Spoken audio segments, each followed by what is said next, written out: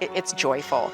And I feel like whatever orchestra I'm standing in front of, whether it's my orchestra or another orchestra, I want all of us to be able to rekindle that joy that we all first felt, as young students starting out in the business.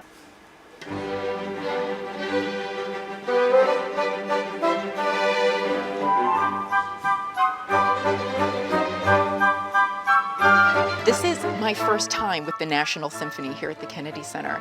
They've been incredibly generous and really wonderful to work with. Often when you do programs like this that involve a lot of technical back and forth, there are actors on stage, there are visuals being projected, so there's a lot of moving parts in addition to just the music making. And so just their patience, their diligence, their really willingness to throw themselves into this work and into the spirit of it, I've been so grateful for.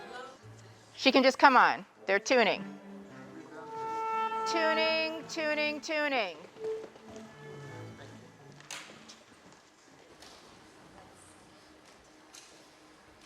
This is how it happened.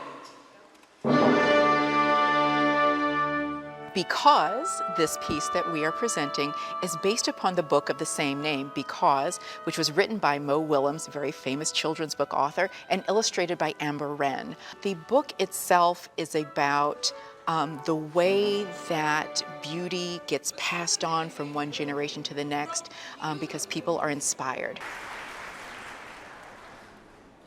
This is how it happened.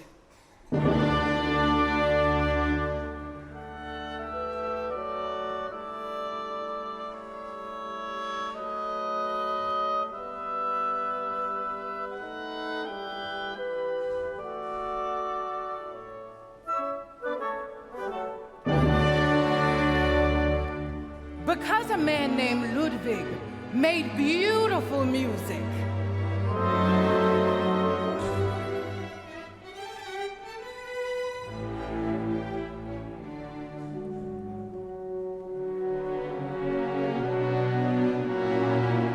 a man named Franz was inspired to create his own.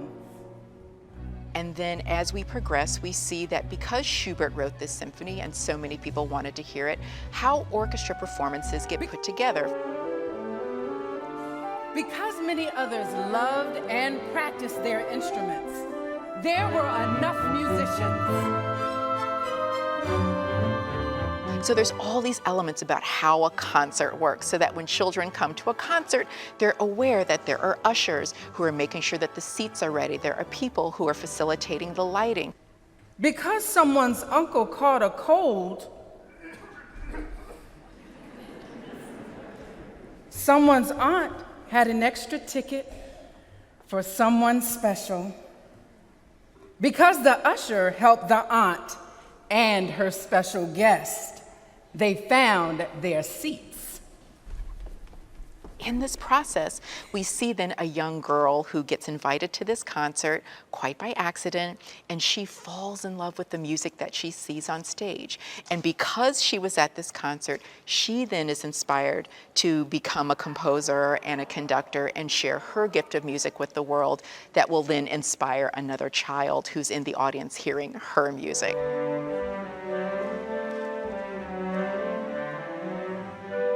The music that has been composed for this, that represents the new music of the young girl, is written by a really wonderful composer, Jessie Montgomery, and she had wonderful assistance in the arrangement by Janina Norputh. So it's a really collaborative effort bringing this project to life. When I got the email from the Kennedy Center asking to participate in this project, and I was like in the quiet car on the train, and I was like, kind of like screaming, because I have a now 6-year-old daughter, and I had bought this book for her when she was 4, and I would read it to her. And so I knew this book when they said it, and I love it so much because this story was my story. I was inspired by a concert to become a composer and conductor, and so I really identified with this, and so I was so honored and excited to be a part of this project. I started out as a pianist at the age of 4. I studied piano at a very young age. I've always loved music, and I was really lucky to have some family friends of my parents take me to my first orchestra concert. I'll never forget. It was in Minnesota. That's where we were living at the time. I'll never forget, it was a beautiful Beethoven symphony. I don't remember which one it was, but I just fell in love with the music. I fell in love with the spectacle and the power of seeing all of those musicians playing different instruments in different ways, making music together. I did not see a piano on the stage, and so like in my 7-year-old brain, I kind of figured, okay, if I want to make that music, I have to do what I see the man on the stage doing, waving this stick around. And so that's how I decided right then I wanted to be a conductor.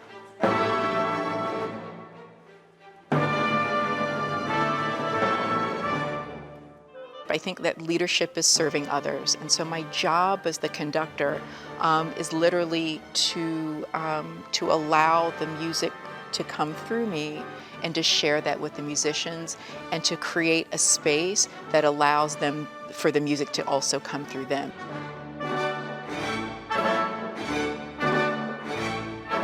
And because I love conducting so much, I enjoy teaching other young people how to conduct. And so at this point, I would like to ask if there are any mildly enthusiastic young people out there in the audience, too, who might want to come up and get a conducting lesson with the National Symphony Orchestra. I'm not sure. Not just music, but the arts in general are really critical. I think for a lot of years, people probably felt that teaching the arts in public schools may have been a luxury. It's not a core skill like reading and writing and arithmetic and science. But I think one of the things that we see very, very recently is how important creativity is to critical thinking skills, to social emotional development, and also to give children a sense of agency, that they have the ability to identify their emotions and thoughts and express them constructively in a way that allows them to make their way through society in a variety of institutions. This is how we begin to very gently and softly teach children how democracy works. Creativity is the ability to self-manage and create your own life, and that's what democracy is all about. And so for me, arts education is fundamental to being able to instill democratic ideals in the next generation. Come on up.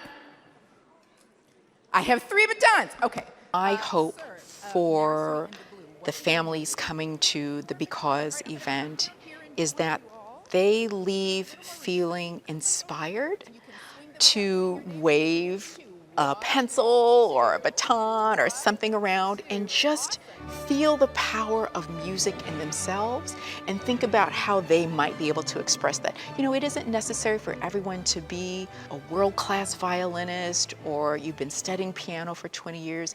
If you love music and you want to just sing or clap your hands and express yourself any way you want to, we don't own Beethoven, we don't own Schubert, we don't own Montgomery. This is something that belongs to all of us.